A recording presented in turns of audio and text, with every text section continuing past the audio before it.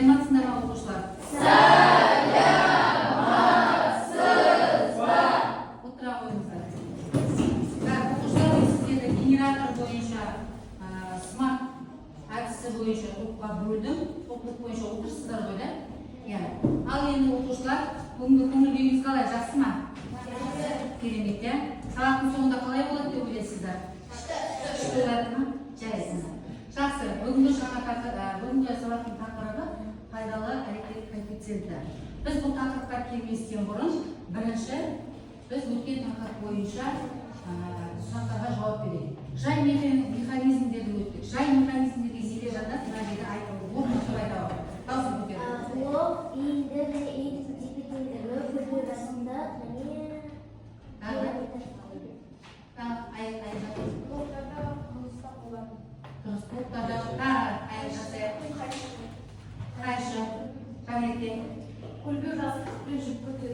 көлбеу жастықпен жүк көтеру.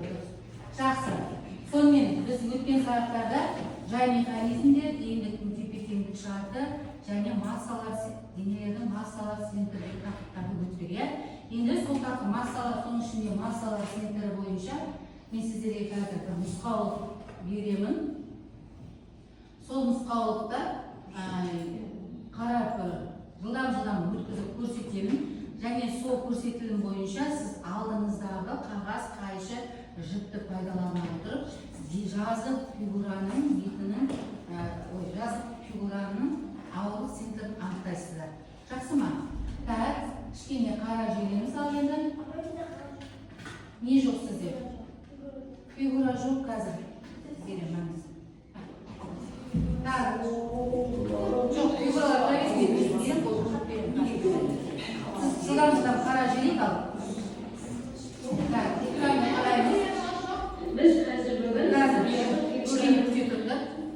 ауырлық центрін, яғни масса центрін қалай анықтауды ол үшін бізге осы фигураның жылдам өткіземіз. екі ең кемінде Ары қарай өзіңіз жүріс аласыз. Міне. Бұлай көрсетеміз. Ине жібімізді. Так, енді осы тәжірибені сіздер жалғастыруыңыз қажет болады. Енді қарайық, қай топқа қандай тапсырма берілгенін қарайық. Міне, бірінші топ тік бұрышты, үш бұрышты трапецияның ауырлық центрін анықтайсыңдар. Екінші топ тік бұрышты, үш бұрыштың ауырлық центрін анықтайсыңдар. Және үшінші топ алақанның ауырлық центрін анықтайсыңдар. Алдыңызға белгі беріп, дәрісін қойсаңыз.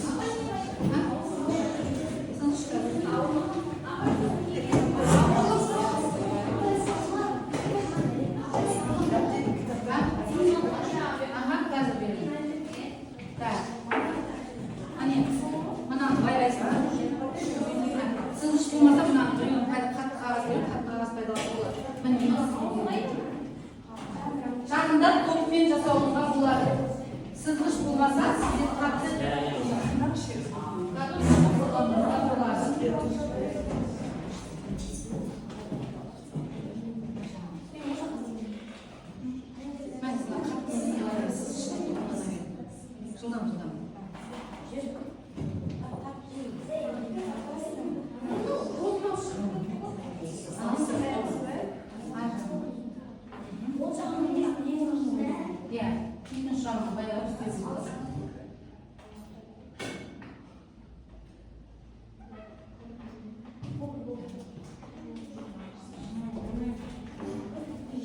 уақыт шектеулі, бірінші топ уже жұмыстарын жалғастырып жатыр. Жоқ,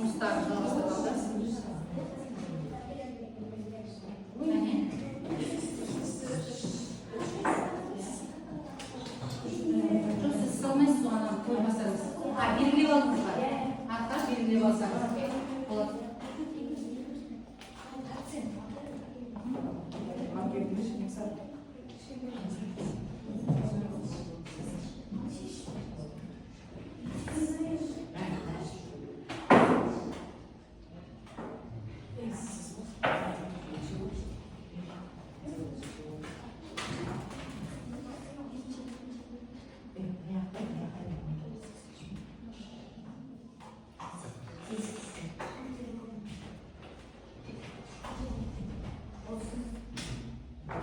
Уақыт шектеуді білесіздер оқушылар.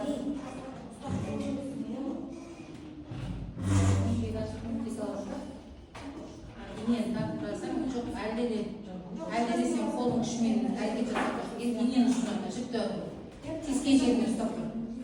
Тескен жеріне ұстап тұр. Жіппен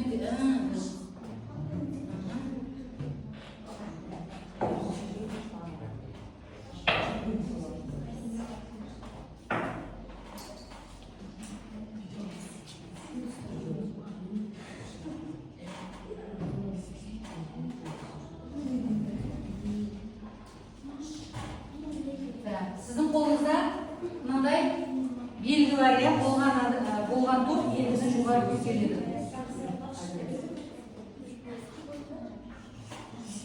Сәйкес келмей қалды, қай жерден сәйкес келмейді? Үлкен ауытқушылық бар сіздерде. Қолыңызға қайтадан жүрсіңіз, мына бетте жүрсіңіз. Ана жермен қолың үшірек істемесін, ауылың үшімен ана дененің жарабын енді қағаз беріп өлшеген кезде ала қоямыз бір-бірімізден. Сәйкес келмейді, көрдіңіз ба? Үшеуі бір нүктеде қиылыспады. Сигеға тегесі.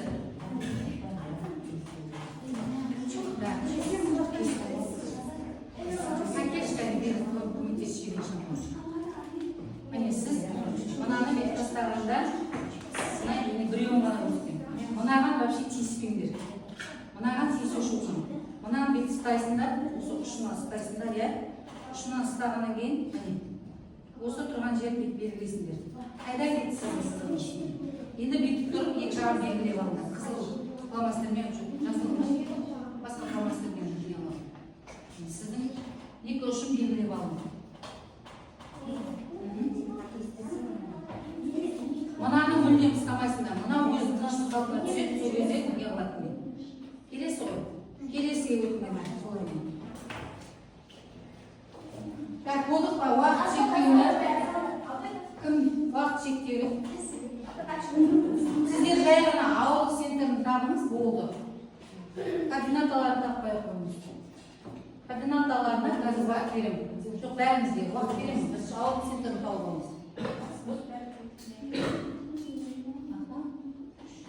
Енді дұрыс түсті ма? Енді сол жердің сынып кесіңіз. Енді сызғышпен несін анықтайсыңдар, координаталарын анықтайсыңдар. Ойын сөзі бойынша, ойындық бойынша. Так.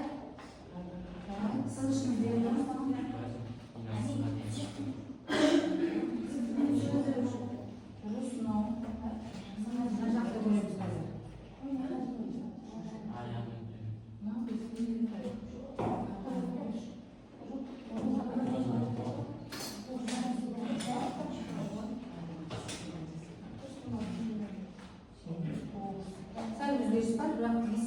Жалпы ауылдық центрдің дұрыс таппасында координаталарында қателері бар деседі.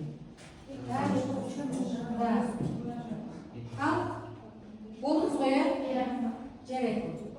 Сіздерде неше болу керек? 6 стикер болу керек, мен қазір 4 стикер беремін. Қазір стикерді тұрмыз. Екінші топ болдыңыз ба? Олайма дұрыс ба? Ақа, енді координаталар. Маған сызғыштарыңыз бересіз ба? Міне, сызғыш қала қойыңыз. Үшінші топ координатасын таптыңыз ба? Енді координатасын бересіз. Ақа, дұрыс.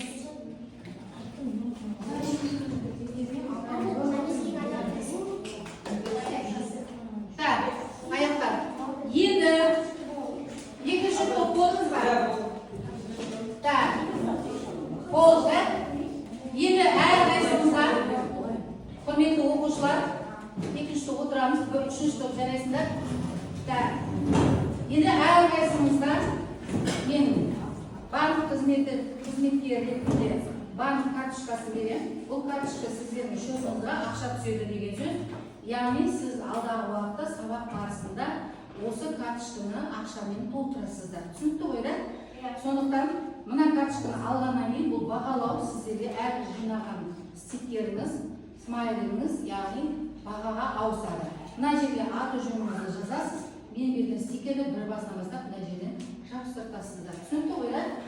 Сразу ат жөндерін жазып, сосын алдарыңызда тұрсын.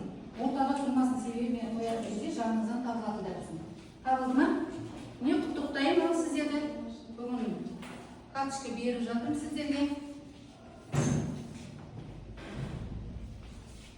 Баталау карточкасы. Болды ғой, да? Енді бірінші тапсырма бойынша үшінші топ 6 стикер алу керек менен. Әрқайсымыз бір стикерді. Бұла қойыңыз. Сіз бетіне аламын, жазасында. Үшінші топта мен сіздерге бара жоғы 4 стикер беремін. Қазір өзара келісесіздер. Бағалау менде аласында жүлде кетті ғой. Кетті. Сонымен қараңыз енді. Сізді қалай бағаларым мен? Дискреттерге бір қарап жіберейік. Қайшы көмегімен кез келген фигураны қиып алу керексіз. Фигураның кез келген үш нүктесін белгілей алдыңыз, иә? Сонымен қатар әр нүктеге еніліп, түсу нүктесін белгілеп түзу жүргізіңіз. Әр нүктеден жүргізілген сызықтардың қиылысу нүктесін белгілеп, оның массаны, дененің массалар синтері деп анықтаңыз. Жақсы, келесі бөлімге өтеміз. Кеттік. Бүгінгі жаңа тақырып дәптерге жазамыз. Сабақтың тақырыбы пайдалы әрекет коэффициенті. Жазамыз.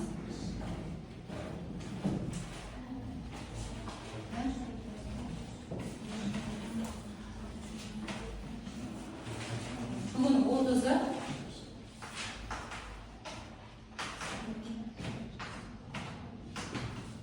Параграф номер 38. Пайдалы әрекет коэффициенті.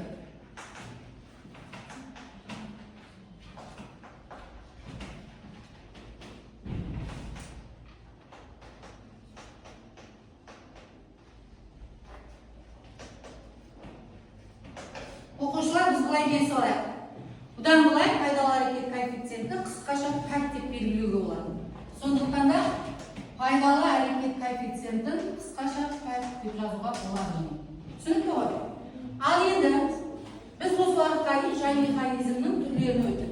Соның ішінде бүгін көлбеу жазықтықты қарастырайық. Көлбеу жазықтық дегеніміз қандай да бір аш биіктікке, жер бетімен көлбеу орналасқан жазықтықты орналастыру. Бұл не үшін керек?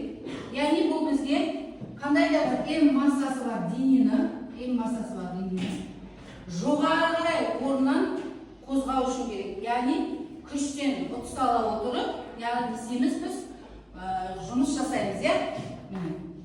Мына м массасы бар дене жоғары қарай қандай да бір күшпен тартылады. Біздегі биіктік h биіктік, және көлбеудің ұзындығы l болып саналады. Енді қарай, біз білеміз, алдыңғы сабақтардан кез келген дененің күштің әрекетінен орнының өзгеруі не деп аталады? Механикалық не? Механикалық жұмыс деп аталады. Дұрыс айтасың. Жұмысты қандай әрекетпен белгілейміз? Үлкен А әрекетпен белгілейміз. Олай болатын болса, бүгінгі жағдайда біз жұмыстың пайдалы жұмыс және толық жұмыс деген түрлерін қарастырамыз. Пайдалы жұмыс дегеніміз не? Толық жұмыс дегеніміз не? Осыған қарайық. Енді экранға қарап жіберейік. Механизмдердің, қараймыз, механизмдердің өздерін қозғалысқа келтіретін жұмыс толық жұмыс деп аталады. Оны А, Т әрпімен белгілейміз. Және механизмдердің қажетті денелерді қозғалысқа келтіретін жұмысты пайдалы жұмыс деп қарастырамыз. Мына бір суретке қарасаңыз, осындай бір көлбеу жазықтық берілген адам арбашаны қандай да бір күшпен жоғары қарай көтеріп бара жатыр. Біз білеміз, осы арбашаны егер h биіктікке көтеретін болсақ, біз онда не істейміз? Көбірек күш жұмсауға тура келеді. Ал біздің мақсатымыз не? Күштен ұтыс алу, күштен ұтыс алу. Олай болса, біз күштен ұтыс алу үшін көлбеу жазықтықты пайдаланамыз. Ол үшін жаңағы айтқандай дене күшпен жоғары қарай тартылады, яғни жоғары қарай денені көтереміз көлбеу жазықтықтың бойымен, және ол h биіктікке орын ауыстырады. Енді қарай, дененің толық атқарған жұмысы дененің толық атқарған жұмысы. Осы F тарту күшінің көлбеу жазықтықтың L ұзындығына көбейтіндісіне тең. Түсінікті ғой? Ал егер пайдалы жұмысты қарастыратын болсақ, ережеге қарасаңыз, механизмдердің қажетті денелердің қозғалысқа келтіретін жұмысты пайдалы жұмыс деп атаймыз. Олай болатын болса, пайдалы жұмысты табатын болса, біз кез келген дене қандай күшпен жерге қарай тартылады? Қандай күшпен? Ауырлық күшпен. Бұнда дененің ауырлық күші әрекетінен H биіктікке орнының өзгергенін оның пайдалы жұмысы деп қарастырамыз, иә?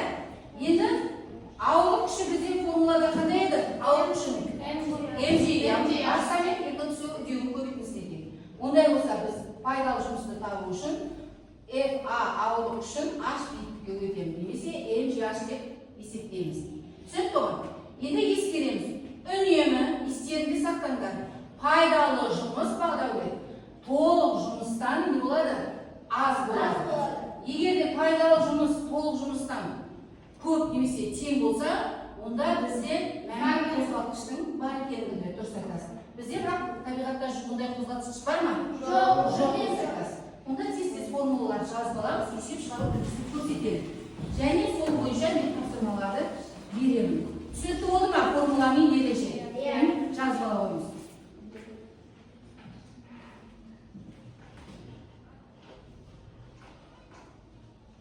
Енді ары қарай біз пайдалы жұмысты анықтадық.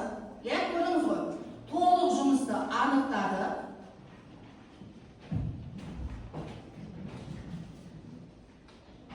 Болдық па?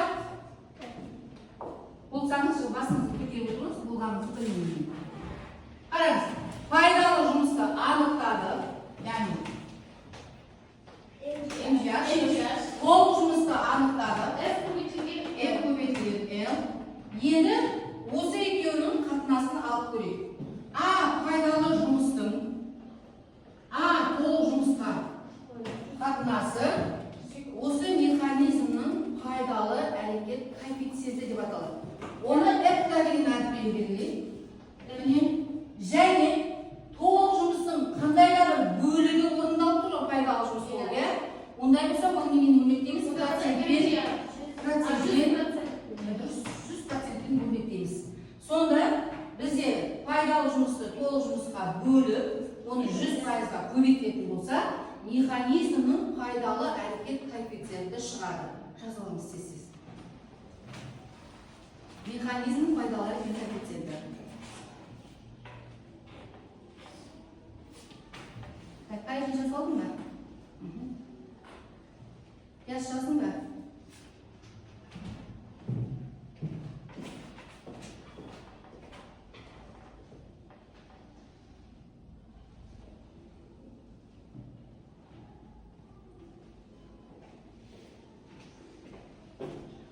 Болдық ба? Енді қалай ойлайсыздар? Жұмыстың жасау шапшаңдығы не деп аталады? Кім айтады? Қуат. Жұмыстың жасау шапшаңдығы қуат деп аталады. Олай болса біз пайдалы әрекеттің коэффициенті тек қана пайдалы жұмыс және толық жұмыс арқылы ғана бөлектемейміз. Пайдалы қуаттың толық жұмыс қуатқа қатынасын аламыз. Мына формуланы да жазып аламыз.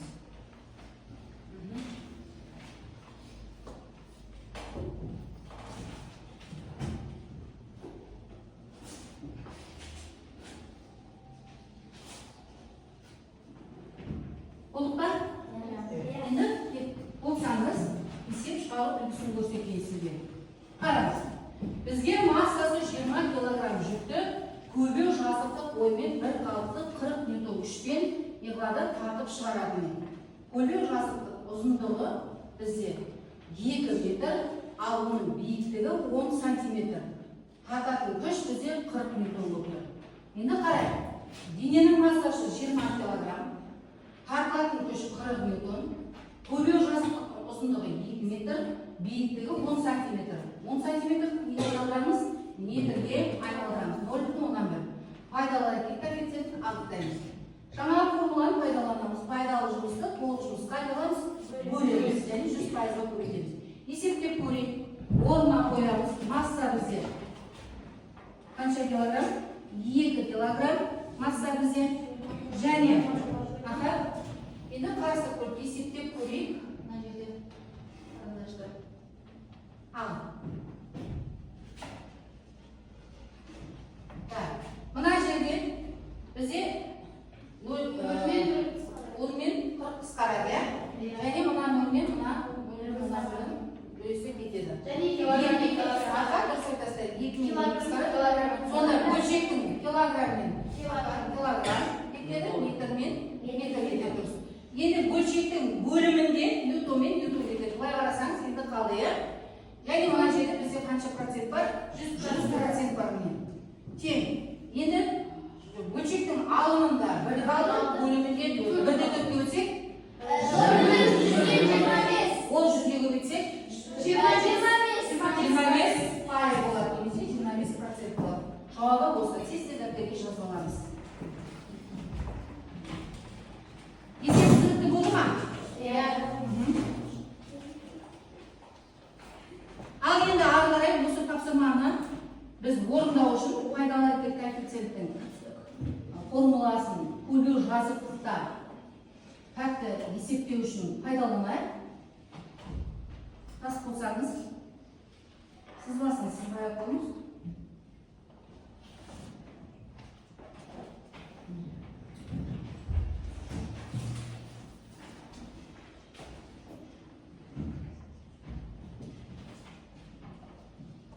Так, болдық па? Болса, есеп жазып қойыңыз ғой. Келесі тапсырмаға өтейік. Келесі тапсырма бізде жұптық жұмыс деп аталады. Сізге жұптық тапсырма беріледі.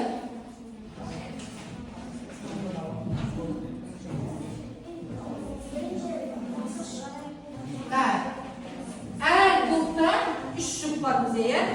Бірінші жұп бірінші есепті алады, екінші жұп екінші есепті, үшінші жұп үшінші есепті алады. Сөйтеді. Енді әр топтан бір жұптан қанша есепті орындауымыз болады. Екеуіңіз бағалы екеуіңіз бірге шығасыз. Біреуіңіз пайдалы жұмыстау, біреуіңіз толық жұмыстау. Қайыр және жұптау келе қойыңыз екеуіңіз. Енді қараңыз, сізде қағаздың тапсырманың астында дискрет тұрып. Көрдіңіз бе, қалай бағаланатынын? Мына тақтаны көшіреміз. Тақтаны көшіреміз. Жетеді бағаланыз. Сосын сізге мына экранға шығарып беріңіз. Жете ме?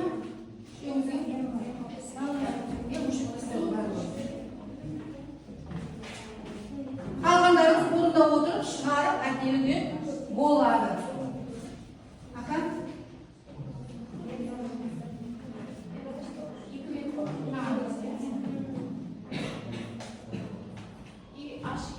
Біреу мына жердің орында, біреу мына жерде. Біреу пайдалы жұмысты табыңыз, біреу толық жұмыс табыңыз. Міне бұл. Арай.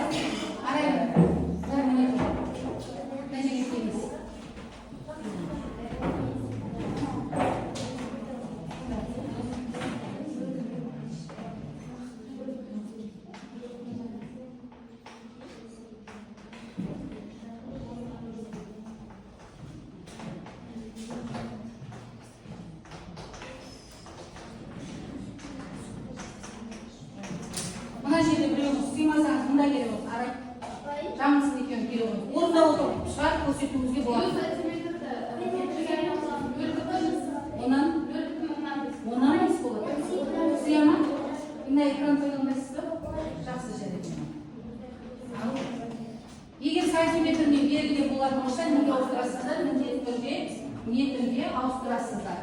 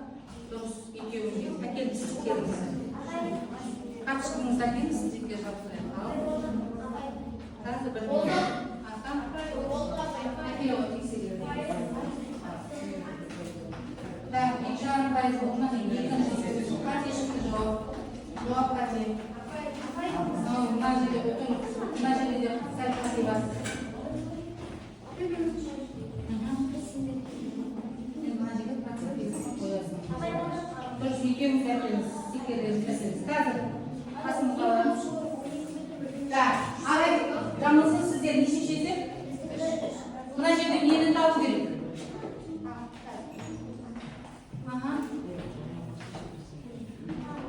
Мына MGH қайдан шықты? Ол ненің формуласы MGH? Пайдалы жұмыс. Мына жерде жоқ қой пайдалы жұмыс. Мынау F көбейтілген L ненің формуласы? Күш пен ұзындықтың көбейтпесі. Қандай жұмыстың? Жоқ. Жаңа қандай жұмыс істедің? Екі түрінде айтқан жұмыс. Пайдалы, толық жұмыс. Жарайсыңдар, әкеліңіз. Кәпшілерім қайда? Әкеліңіз.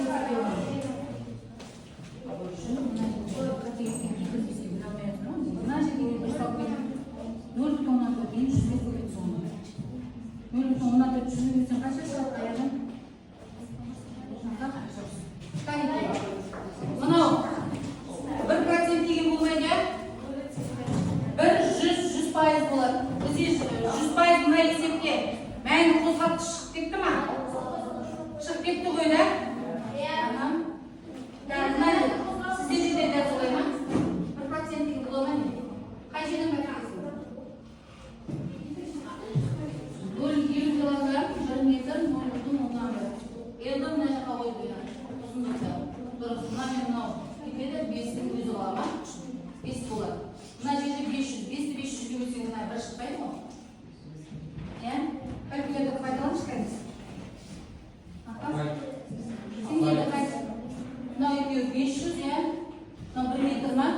500, 100, 1 болады, 1-ді көбейтсең 100 болады, 100% көбейтсең. Сен 1 деген жоқсың, болды ма? Жақсы. Әкеліңіз, секердерді әкеліңіз. Иә, қойып беремін. Әкел карточкалеріңізді. Екеуіңізде карточкалеріңізді әкеліңіз. Ақшаны тұрып аласыңдар ғой сендер. Ақша аласыңдар ғой. Әрбір бір стикер неше теңге болады бізде? 10 теңге бар. 10 теңге, 20 теңге бар дұрсын. Так, екеуіңізде. Ал енді, дәптерге жазып аламыз. Жаздыңыз ба? Тақтадан отырғанда дәптеріңізге жазып аласыз. Келесі тапсырма енді. Жеке жұмыс болады. Енді намыс карточкаңызды толтыратын уақыт еді. Намыс карточкаңызды толтыратын. Әрбір карточкаңызды 500 теңгелікпен және 1000 теңгелікпен толтыра аласыз. Ол бізде банкоматтан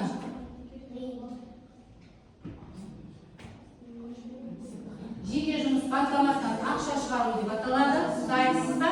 Дайынсыз. Ал мен сіздерге менде стаканында көптеген ақшалар көп, 500 теңге және 1000 теңге.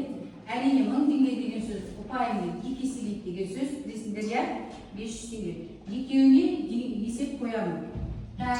Ондай болса экранға қараймыз. Қолыңызға қағазыңыз бен ручкаңызды дайындап отырыңыз. Содан кейін сіз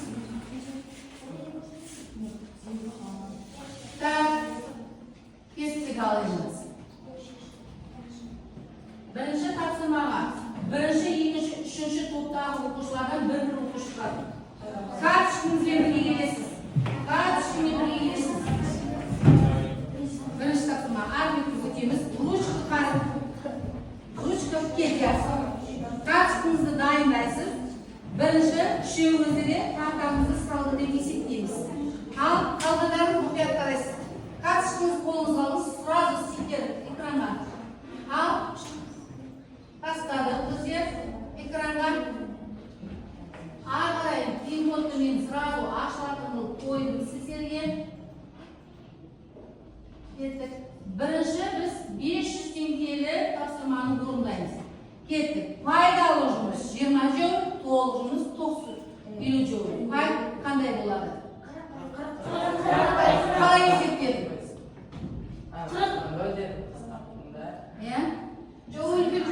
Формуланы айтыңыз.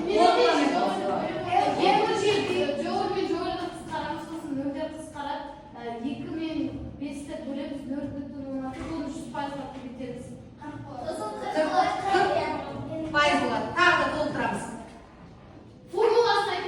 Формуласын сұрап тұрмыз сол. Иә? Ештеңелер қалмайды. Аяжан. Саған ештеңе. Келесінің 1000 теңгенің тапсырмасы ары қарай орындаймыз. Кеттік. Массасы 2 килограмм денені 4 метр биіктікке көтергенде, биіктікке көлбеу жазықпен көтергенде 200 joule толық жұмыс жасады. Пайдалы әрекет коэффициенті. Аяжан.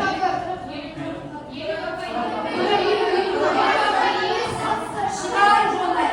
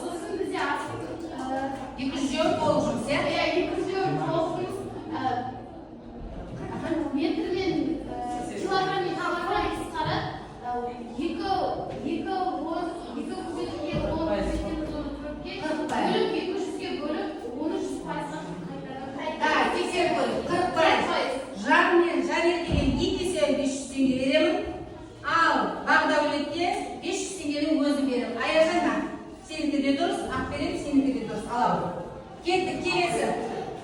Al burunlarımıza oturalım. Kelesi jüp kere koydu. Kelesi jüp. Ekranı yine abaylar. Kelesi jüp. Ben kelesi kapsırma. Kelesi kapsırma. Kettik al. Kelesi jüp kere koydu. Kaç kileriniz daim var? Daim olsa, bir top kere yok, bir top kere koydu. Мендегі ақшаны, біраз ақша бар, менен алып кетуіміз керек болады. Ақшаны саламыз. Бізде бүгін банкоматтың алдында 3 күн тұр екен. Ал өзіміз пин-кодты сразу теретін қылып белгіледік. 500 теңгені қабылдаймыз. Ал кеттік. Толық айтқан адам қалды. Ақшалар сыйлық бар. 30. Ақалай шықты 30.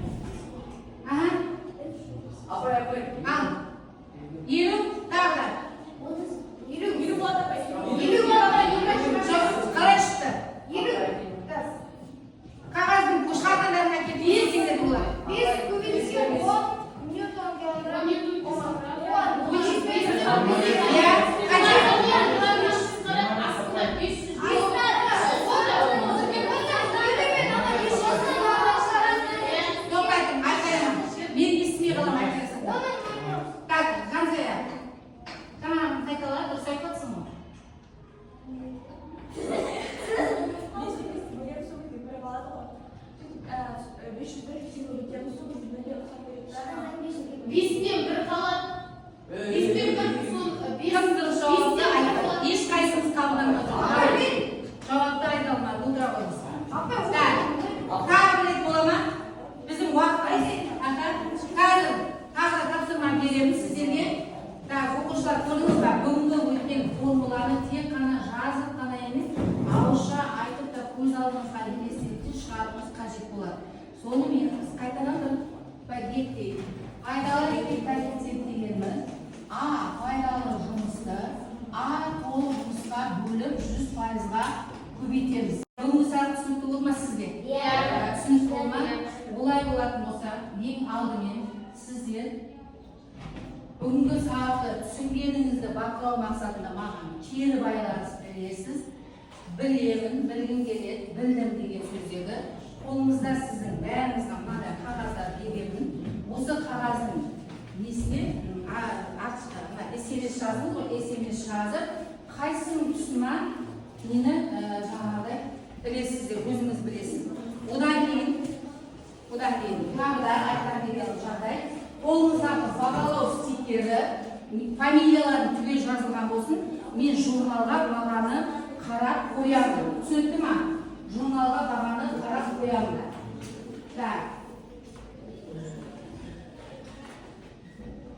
Мына стикерлерді жазба. Іліп қайып қойыңызға болады. Жетпей қалды ма? Келе қоймайын, мен ала қоймайын.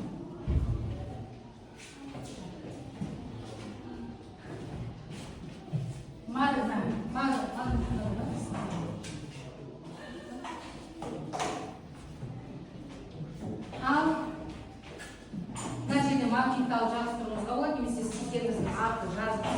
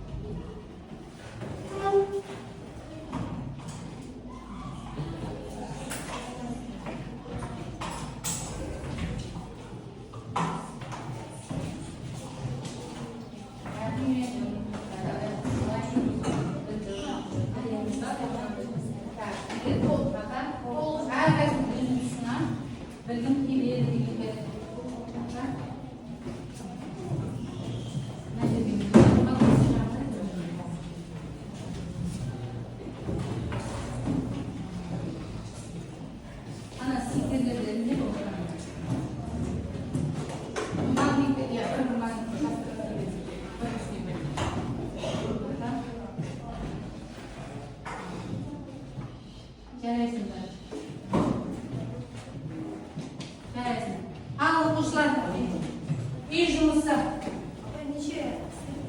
Қазір маған шығып бара жатқан кезде бағалау карточкалерді әкеліп тапсырасыңдар. Мен журналға сол бойынша бағаны қоямын. Түсінікті ғой? Ал енді дәптерді ашыңдар, үй тапсырмасын жазып аламыз. Үйге параграф номер 38, оқулықтағы 5-7 жаттығудың бірінші және екіншісін орындайсыздар. Сау болыңыздар. Жазып алдыңыз ғой. Бүгінгі сабақ қалай? Түсінікті болды ма? Ұнады ма? Белгімен көрсетіңізші қалай ұнағанын. Рахмет сіздерге. Сау болыңыздар, сабақ